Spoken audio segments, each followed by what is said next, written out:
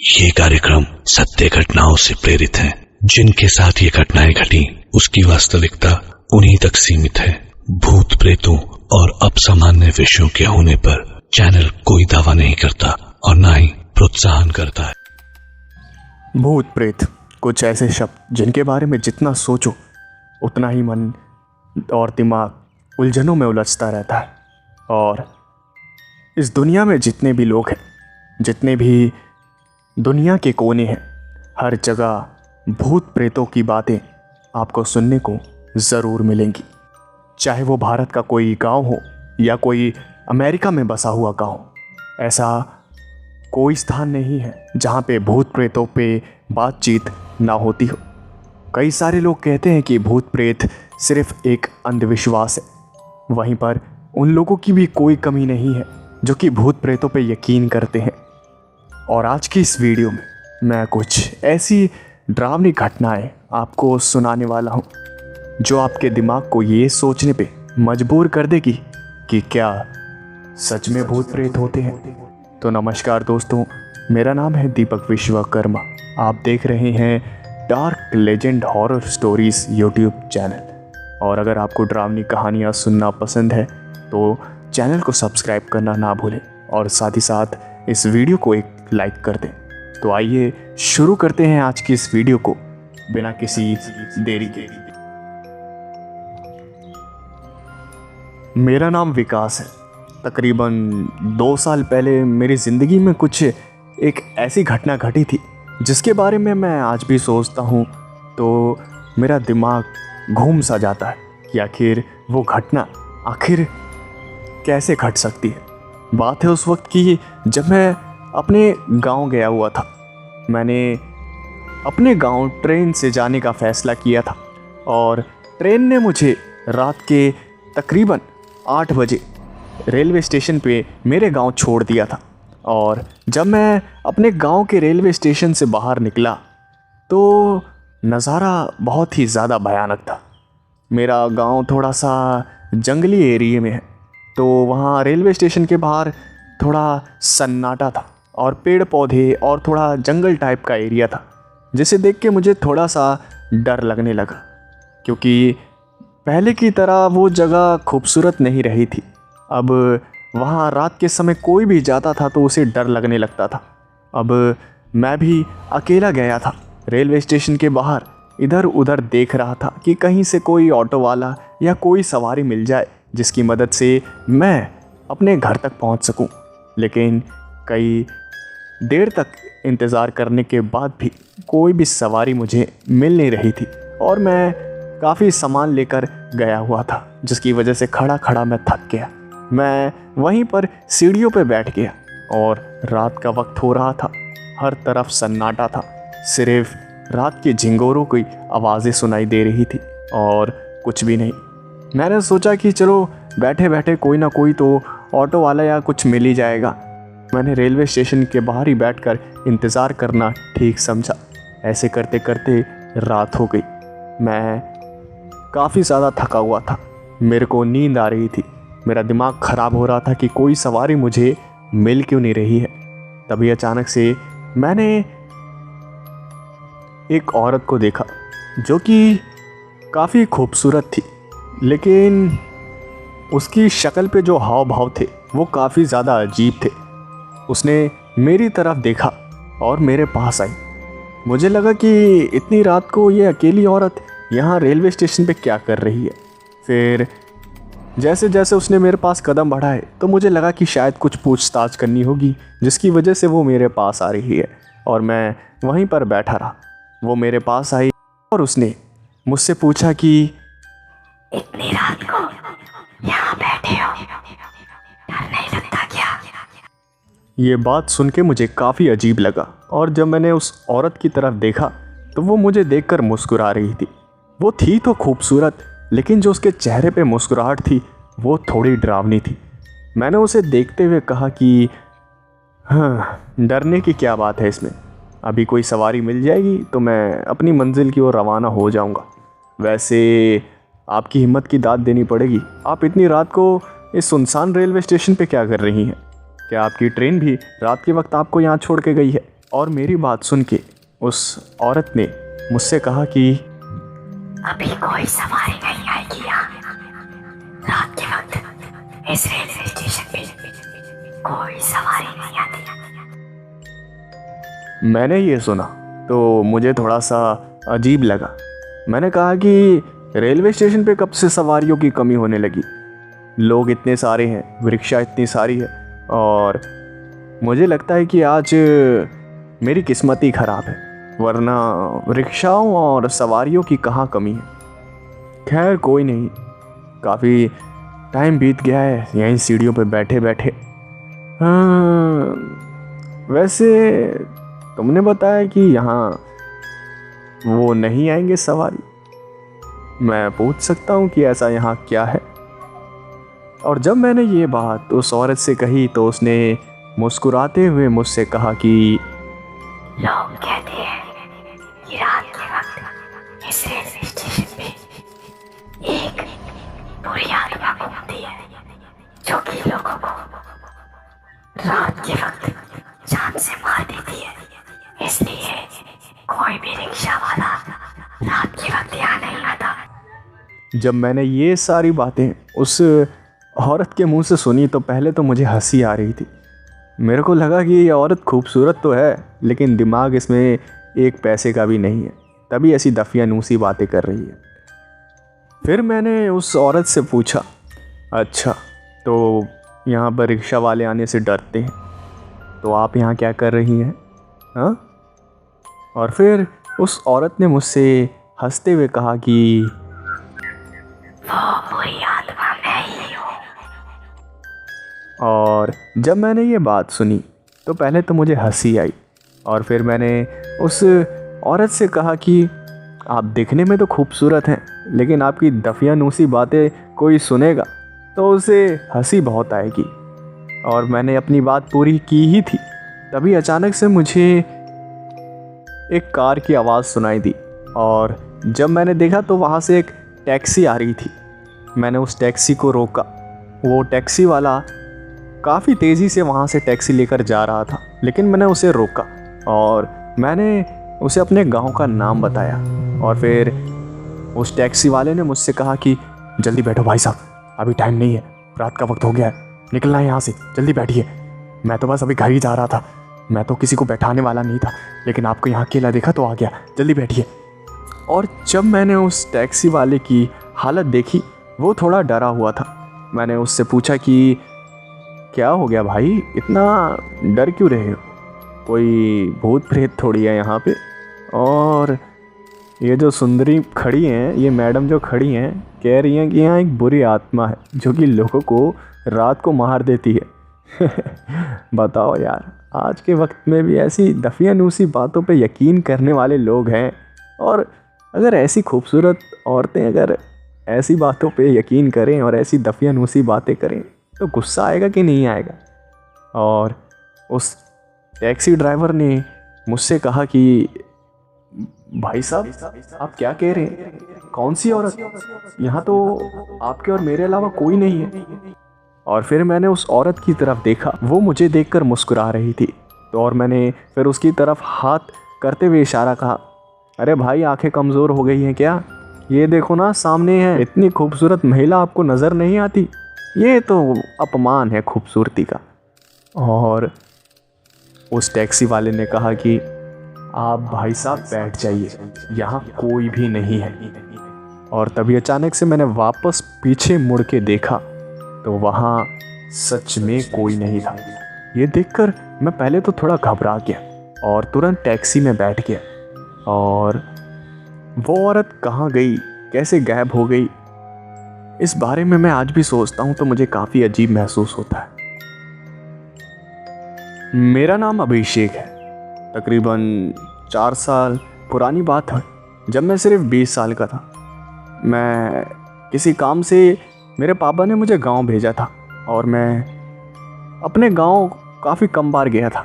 बचपन में सिर्फ 11 साल की उम्र में एक बार गया था, जिसकी वजह से मुझे अपने गांव का रास्ता ठीक से याद नहीं था। और कुछ ज़रूरी काम होने की वजह से मेरे पापा गांव नहीं जा सकते थे और उन्होंने मुझे गांव भेजा। मैं ट्रेन पकड़ के सीधा अपने गांव पहुंचा और मैं रेलवे स्टेशन से बाहर निकला। और जैसे जैसे मेरे पापा ने मुझे बताया था, मैं वैसे वैसे अपने गांव की ओर बढ़ने लगा।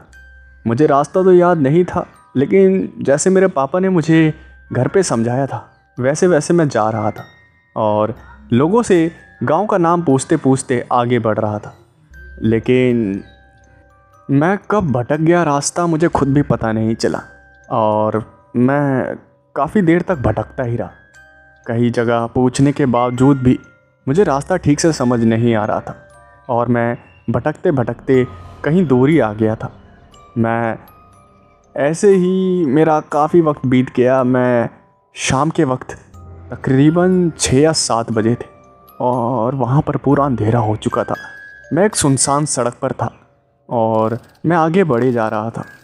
मुझे कोई सवारी भी नहीं मिल रही थी। 1-2 सवारी मिलती तो मैं उन्हें अपने गांव का नाम बताता, तो उन्हें रास्ता ही नहीं पता था मेरे गांव का, जिसकी वजह से मुझे अकेले जाना पड़ रहा था।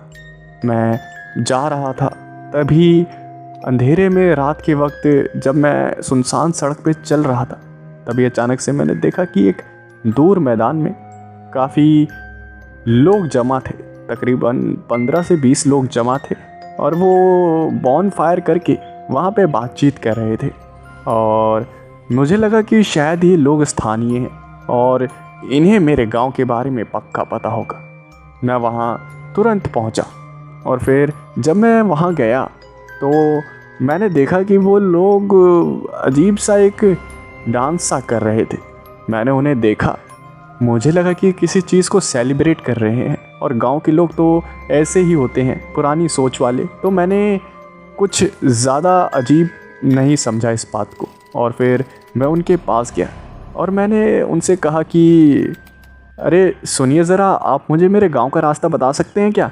मैं विकासपुर है मेरे गांव का नाम। आप में से कोई जानता है कि वहाँ का रास्ता कैसे कहाँ से पड़ेगा?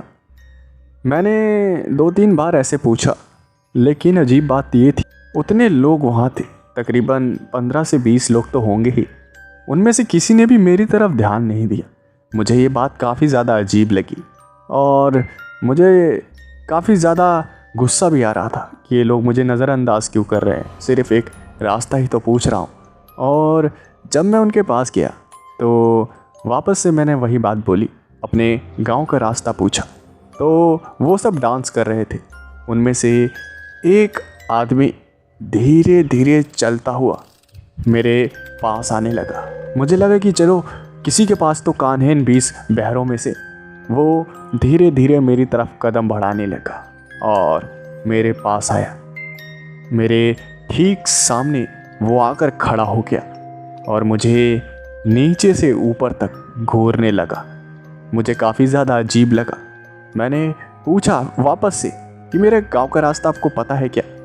और उसने धीरे से मेरे कान के पास आकर मुझसे कहा कि हमें परेशान मत करो। मुझे आज भी याद है वो भयानक सी डरावनी सी आवाज़। उसने सिर्फ इतना ही बोला था, मुझे परेशान मत करो। और ये जैसे ही उसने मेरे कान में बोला तो मैं पता नहीं मेरे दिमाग को क्या हुआ, मैं वहीं बेहोश हो गया। तकरीबन सुबह 7 या 8 बजे मेरी आंखें खुली तो मैंने देखा कि मुझे कई लोगों ने घेर रखा और मैं उठ के बैठा तो उन गांव वालों ने मुझसे मेरा नाम और पता पूछा और फिर मैंने उन्हें जो रात में हुआ उन सारी बातों को बताया और उन्होंने मुझसे कहा कि बेटा तुम बहुत किस्मत वाले हो कि ज़िंदा बच गए, क्योंकि जिनसे तुम रास्ता पूछ रहे थे वो सारे प्रेत थे और अगर वो चाहते तो तुम्हें उसी रात जान से मार देते, लेकिन न जाने उन्होंने ऐसा क्यों नहीं किया।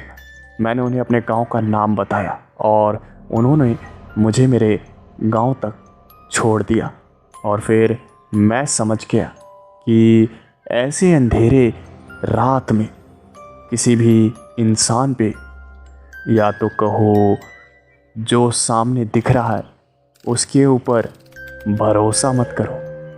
क्या पता जिसे आप इंसान समझ रहे हो वो कोई भूत हो या प्रेत है।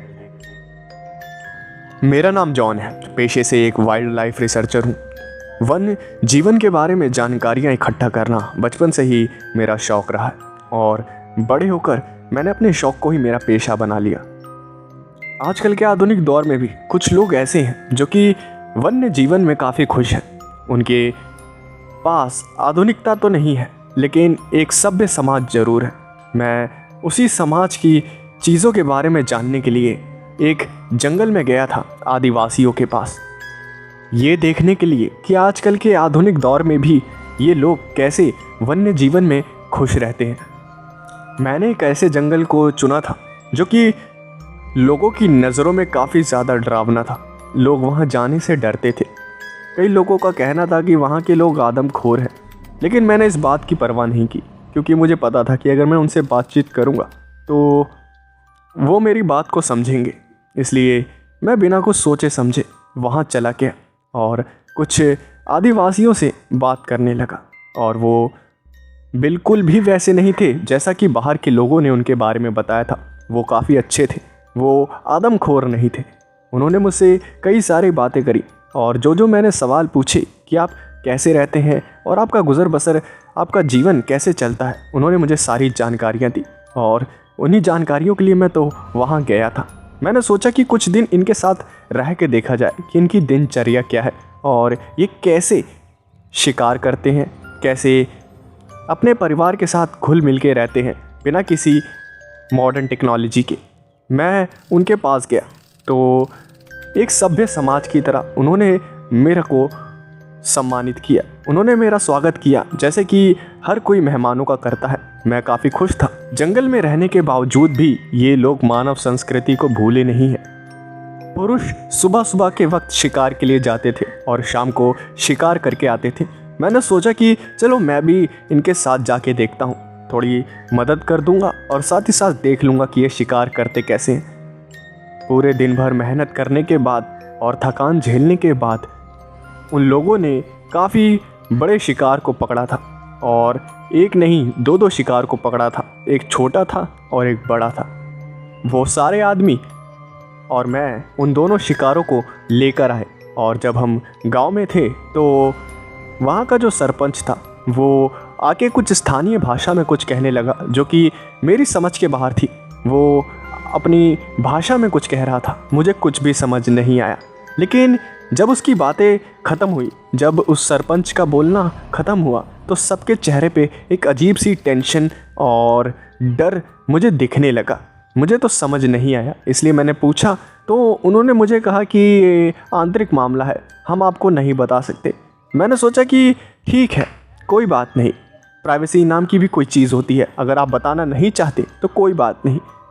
तभी वहाँ की कुछ औरतें आईं गांव की और छोटे शिकार को लेकर अपने साथ चली गई और जो बड़ा शिकार था उसे दो आदमी मिलके वहाँ से ले गए। मुझे लगा कि अब वो उसको पकाएंगे, लेकिन वो सिर्फ एक ही शिकार को पका रहे थे, बड़े वाले शिकार को नहीं पका रहे थे। मुझे तो पहले कुछ समझ नहीं आया, तो बाद में मुझे लगा कि शायद ये इसे प्रिजर्व करके रखेंगे, क्या पता बाद में ये इसे खाना पसंद करे। लेकिन मैंने देखा कि दो आदमी उसे उठाकर कहीं और लेकर जाने लगे। जब मैंने पूछा तो उन्होंने मुझे बताने से मना कर दिया। फिर जब खाने का वक्त हुआ और खाना खा के जब सब सो रहे थे तो मेरे दिमाग में इन्हीं सब अजीब बातों को लेकर सवाल उठ रहे थे। मैंने सोचा कि आखिर ये लोग ऐसा क्यों कर रहे हैं। बड़े शिकार को छोड़कर इन्होंने छोटे शिकार को पकाना क्यों पसंद किया और उस बड़े शिकार को ये लेकर कहाँ गए। मेरे दिमाग में यही सवाल उठ रहे थे और मुझे नींद नहीं आ रही थी। इसलिए मैं इसी सवाल के जवाब के लिए वहीं गया जहाँ पर मैंने उन लोगों को जाते हुए देखा था। मैं उसी दिशा में आगे बढ़ रहा था। तो जब मैं वहाँ गया तो मैंने देखा कि वहाँ से कुछ दूर पे एक गोला घेरा बना रखा है और उसके बीच में उसी शिकार को रखा गया है जिसे दिन में पकड़ा गया था। वो बड़ा वाला शिकार था और वो उस गोले के बीच में रखा हुआ था। मुझे तो समझ नहीं आ रहा था कि ये सब क्यों रखा गया है। तभी मुझे कदमों की आवाज़ें आई, जैसे कोई बड़ा दानव सा कुछ भारी भरकम आ रहा हो मेरे पास, और तभी अचानक से मेरे हाथ को किसी ने पकड़ा और खींचकर मुझे वहाँ से दूर लेकर आ गया। और जब मैंने देखा तो मैंने देखा कि वही गांव के लोग थे जो मेरा हाथ पकड़ के मुझे वहाँ से दूर लेकर आए थे। वो सब काफ़ी ज़्यादा गुस्सा थे। उन्होंने मुझसे काफ़ी सवाल किए कि मैं वहाँ पर क्यों गया, और मैंने उन्हें सच सच बता दिया। उन्हें इस बात पे काफ़ी गुस्सा आया। वो मेरे वहाँ जाने से बिल्कुल भी खुश नहीं थे। उनका कहना था कि अगर मैं वहाँ कुछ देर और रुकता तो ज़िंदा नहीं बच पाता। मुझे ये सुनकर तो काफ़ी अजीब लगा। मैंने उनसे पूछा कि आखिर क्या दिक्कत थी और वो जो कदमों की आवाज़ थी वो किसकी थी, जिसके जवाब में उन्होंने मुझे बताया कि वो कदमों की आवाज़ वेंडिगो की थी। वेंडिगो का नाम सुन के पहले तो मुझे यकीन नहीं हुआ। वेंडिगोस के बारे में मैंने सिर्फ किस्से कहानियों में सुना था, और फिर उन आदिवासियों ने बताया कि इतने बड़े जंगल में वो सिर्फ एक अकेले कबीले वाले नहीं हैं, बाकी कई और कबीले के लोग भी हैं, और वो कबीले के लोग आदमखोर हैं। वो बाकी आदिवासियों की तरह जानवरों को शिकार बना कर नहीं खाते। उन्हें इंसानी मांस की भूख लगती है, और उसी भूख से पागल होकर वो सारे वेंडिगोस में तब्दील हो गए हैं। और उन्होंने बताया कि उन्होंने उनसे कई बार लड़ाइयाँ की है, और आखिर में यही तय हुआ है कि गांव वाले उन वेंडिगोस को खाने के लिए अपने शिकार में से कुछ हिस्सा देंगे, वरना लड़ाई वापस शुरू हो जाएगी। मैं काफ़ी खुशकिस्मत था कि मैं इन कबीले वालों के पास आया। अच्छा हुआ मैं उनके पास नहीं गया, वरना मैं कब का उनके पेट में होता। कबीले वालों में और उन वेंडिगोस में ये बात तय हुई थी कि कबीले वाले उन्हें अपने शिकार का आधा हिस्सा दे देंगे, और जो वो वेंडिगोस है वो आदिवासियों को, वो कबीले वालों को नुकसान नहीं पहुंचाएंगे। लेकिन मैं इस कबीले का नहीं हूँ, इसका मतलब वो मुझे नुकसान पहुंचा सकते हैं, ऐसा उन आदिवासियों ने मुझे बताया, जिसे सुन के मुझे काफ़ी अजीब लगने लगा। अगली सुबह उन्होंने मुझे अब उस जंगल से जाने के लिए कह दिया, क्योंकि उन्हें भी पता चल गया था कि उन वेंडिगोस को मेरे बारे में पता चल गया है, और उन्होंने मुझे वहाँ से भेज दिया। लेकिन मैं आज भी सोचता हूँ कि अगर उन आदिवासियों ने मुझे नहीं बचाया होता तो वो भारी भरकम वेंडिगो मेरा क्या हाल करता। ये कहानी है जैरेड नाम के एक शिकारी की, जो कि जा रहा था कनाडा के सबसे खतरनाक जंगल में। वो जा रहा था एक ऐसे जंगल में शिकार करने के लिए जिस जंगल का नाम सुनते ही बाकी शिकारी काफ़ी ज़्यादा सहम जाते थे। उसे रास्ते के लिए एक साथी चाहिए था, क्योंकि उसे पता था कि जंगल के काम वो अकेले नहीं कर सकता। उसे एक आदमी की ज़रूरत तो थी ही। उसने कई शिकारियों से बात की, लेकिन कोई भी शिकारी उस जंगल का नाम सुनते ही वहाँ जाने के लिए तैयार नहीं हो रहा था। जैरेड समझ रहा था कि ये सारे शिकारी डरपोक हैं और इनमें हिम्मत ही नहीं है कि जंगल में जाके वो सब शिकार करे। वो अपनी गाड़ी के बाहर खड़ा था और सिगरेट पी रहा था। तभी अचानक से उसे एक आदमी दिखा जो कि काफ़ी ज़्यादा गरीब था। उसके पास ठीक से कपड़े भी नहीं थे। वो लोगों से भीख मांग रहा था, और उस आदमी को भीख मांगता हुआ देख के जैरेड ने उसे अपने पास बुलाया। वो भिखारी खुश हो गया। उसे लगा कि जैरेड उसे कुछ खाने के लिए देगा, और जैरेड ने उसे कहा कि भिखारी हो, भीख मांगते हो, खाने के लिए कुछ मिलता भी है दिन में कि नहीं। ये बात सुन के उस भिखारी की आंखों में आंसू आ गए। उस भिखारी ने नाव में सर हिलाया। जैरेड ने उसका जवाब देखकर उस भिखारी से कहा कि सुनो, मैं एक शिकारी हूँ और मैं जा रहा हूँ कनाडा के एक जंगल में शिकार करने के लिए, और अगर तुम मेरे साथ चलोगे तो मैं तुम्हें काफ़ी अच्छी तरह से रखूँगा। खाना पीना सब मेरी जिम्मेदारी, बस तुम्हें छोटा मोटा काम करना पड़ेगा। चलो, मंजूर है तुम्हें? उस भिखारी के पास और कोई रास्ता नहीं था। अगर वो जैरेड के साथ नहीं जाता तो वो भूख से वहीं मर जाता। उस भिखारी ने हाँ कर दी, और फिर वो दोनों गाड़ी में बैठ गए और जैरेड ने गाड़ी बढ़ा ली उस जंगल की तरफ। जैरेड ने उस भिखारी से उसका नाम पूछा। उस भिखारी ने अपना नाम स्टीव बताया, और फिर वो दोनों बातें करते हुए उस जंगल में पहुंचे। वो दोनों गाड़ी से उतरे और स्टीव आसपास देखने लगा।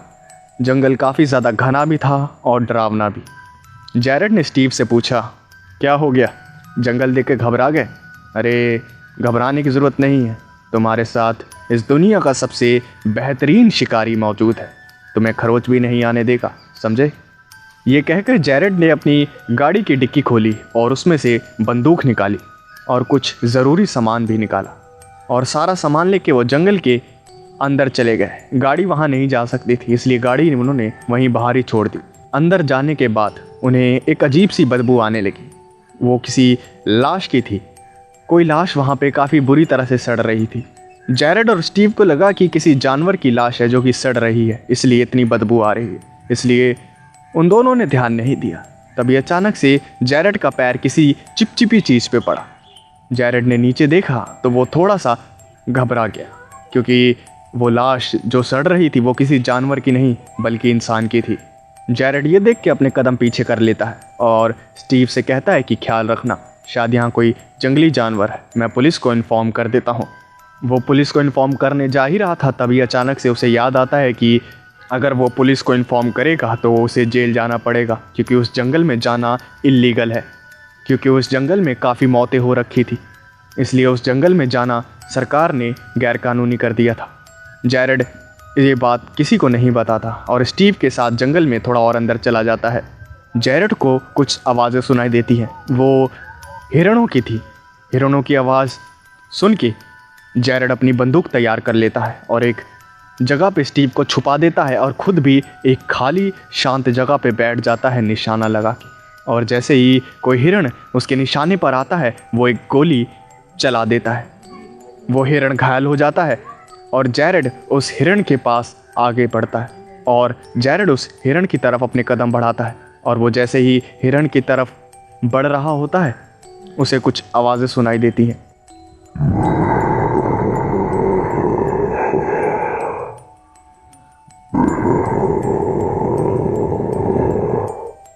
जैरेड अपने कदम पीछे ले लेता है। उसे समझ नहीं आ रहा था कि ये आवाज़ किस जानवर की हो सकती है। वो अपनी बंदूक को फिर से तैयार कर लेता है और स्टीव को छुपे रहने के लिए बोलता है। स्टीव जैरेड की बात मान के बाहर नहीं निकलता। जैरेड अपनी बंदूक से इधर उधर देखने लगता है कि आखिर कौन है ये जानवर जो इतनी अजीब आवाज़ें निकाल रहा है। कुछ देर बाद जैरेड सोचता है कि वो जानवर शायद चला गया है, इसलिए वो उस जंगल की बीचों बीच एक तंबू लगाता है और उस हिरण को पकाकर वो स्टीव को खाने के लिए देता है और खुद भी खाता है। रात काफ़ी हो चुकी थी, इसलिए वो एक आग जला लेते हैं और दोनों आग पे हाथ सेकने लगते हैं। हाथ सेकते सेकते वो दोनों एक दूसरे को अपने बारे में बता रहे थे।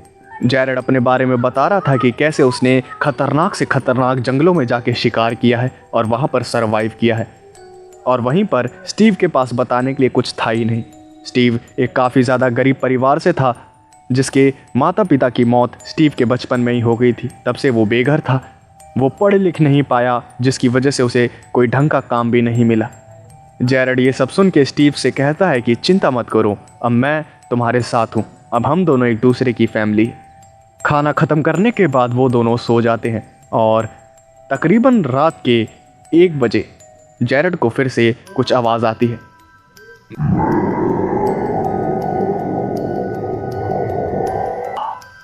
जैरेड को लगता है कि वो जंगली जानवर वापस से आ चुका है, इसलिए वो गन तैयार करके बाहर निकलता है और आसपास देखने लगता है। आवाज़ के कारण स्टीव भी उठ जाता है और वो जैरेड से पूछता है कि आखिर हुआ क्या है। जैरेड उसे चुप रहने के लिए कहता है और कहता है कि टेंट में ही अंदर रहो। जैरेड अपनी बंदूक लेके तैयार थे, अगर उसे कहीं से भी हलचल महसूस होती तो वो वहाँ पर शूट कर देता। तभी जैरेड को किसी के चिल्लाने की आवाज़ सुनाई देती है। स्टीव वो चीख सुन के काफ़ी ज़्यादा डर जाता है और जैरेड स्टीव को कहता है कि उसके साथ चले। जैरेड और स्टीव उस चीख का पीछा करते हैं और वो जो देखते हैं उसे देख के उन्हें यकीन नहीं होता। वो देखते हैं कि एक आदमी बुरी तरह से घायल है और उसके शरीर से काफ़ी ज़्यादा खून निकल रहा है। जैरेड उसके पास तुरंत जाता है और पूछता है कि तुम्हारा ये हाल किसने किया। वो आदमी कुछ बताने ही वाला था, तभी अचानक से वही आवाज़ वापस आती है। वो घायल आदमी एक ही बात बोलता है, वेंडिगो, और ये बोलते ही उसकी मौत हो जाती है। जैरेड ये सब देख के हैरान हो गया था कि इतनी बुरी मौत कोई जानवर तो मार ही नहीं सकता, क्योंकि उस आदमी के पास भी बंदूक थी और जब जैरेड उसका पॉकेट चेक करता है तो उसे पता चलता है कि ये आदमी भी एक काफ़ी बड़ा शिकारी था, और इतने बड़े शिकारी को मार पाना किसी जानवर के बस की बात तो है नहीं। जैरेड समझ जाता है कि इस जंगल में कुछ ना कुछ तो अजीब ज़रूर है, इसलिए वो स्टीव से कहता है कि अब से हम और भी ज़्यादा सावधान रहेंगे और बस 2 ही दिन यहाँ रुकेंगे, क्योंकि 2 दिन में हमारा शिकार पूरा हो जाएगा और हम दोनों यहाँ से निकल चलेंगे। जैरेड उस लाश को दफना देता है और वो दोनों अपने टेंट में वापस आ जाते हैं। वो दोनों सोने की कोशिश कर रहे थे लेकिन किसी को नींद नहीं आ रही थी, लेकिन जैसे तैसे स्टीव सो जाता है और जैरेड को भी नींद आ जाती है। जैरेड कच्ची नींद में सो रहा था क्योंकि उसे पता था कि पक्की नींद में अगर वो सो जाएगा तो कुछ भी हो सकता है वो जानवर जैरेड पे भी हमला कर दे। तकरीबन रात के 3 बजे जैरेड की आंख खुलती है और वो देखता है कि स्टीव वहाँ पर है ही नहीं। जैरेड ये देख के थोड़ा सा हैरान हो जाता है। फिर जैरेड को लगता है कि स्टीव आसपास ही कहीं गया होगा। वो स्टीव को आवाज़ लगाता है लेकिन स्टीव का कोई जवाब नहीं आता, और तभी अचानक से स्टीव के चिल्लाने की आवाज़ आती है। जैरेड उस दिशा में भागता है और वो देखता है कि स्टीव एक पेड़ के नीचे बैठा हुआ था। उसको पेड़ के नीचे बैठा हुआ देख के जैरेड को काफ़ी ज़्यादा अजीब लगता है और वो स्टीव से पूछता है कि तू इतनी रात को यहाँ पेड़ के नीचे क्या कर रहा है, जिसके जवाब में स्टीव कहता है कि उसने एक बहुत ही अच्छी जगह चुनी है रुकने के लिए। जैरेड ये बात सुन के काफ़ी खुश होता है और वो कहता है कि चलो मुझे भी वहाँ ले चलो। स्टीव उसे अपने पीछे आने के लिए कहता है और उसे एक गुफा के पास लेकर आता है और वो जैरेड से कहता है कि ये रही वो जगह। जैरेड वो गुफा देख के थोड़ा सा हैरान होता है क्योंकि उस गुफा में पूरी तरह से अंधेरा था। फिर जैरेड उस गुफा में जाता है और आग जलाता है। स्टीव जैरेड से पूछता है कि ये जगह अच्छी है ना। जैरेड को भी वो जगह पसंद आई थी। जैरेड और स्टीव आराम कर रहे थे, तभी अचानक से जैरेड को एक चीज़ दिखी। जैरेड ने देखा कि गुफा के कोने में ढेर सारे कंकाल पड़े हुए थे और उसी कंकाल में एक कटा हुआ सर था, और वो कटा हुआ सर किसी और का नहीं, स्टीव का था। और अगर स्टीव का कटा हुआ सर उधर पड़ा हुआ है तो ये कौन है जो कि जैरेड के साथ आराम कर रहा है। जैरेड काफ़ी ज़्यादा घबरा जाता है और वो समझ जाता है कि कुछ ना कुछ तो गड़बड़ है। वो स्टीव से पूछता है कि मेरे बारे में कुछ बताओ। स्टीव की ज़बान लड़खड़ा जाती है और वो पूछता है कि मैं क्या बताऊं। स्टीव कुछ नहीं बता पाता और जैरेड को पता चल जाता है कि ये स्टीव नहीं, उस नकली स्टीव को भी पता चल जाता है कि उसका भांडा फूट चुका है, इसलिए वो हंसने लगता है।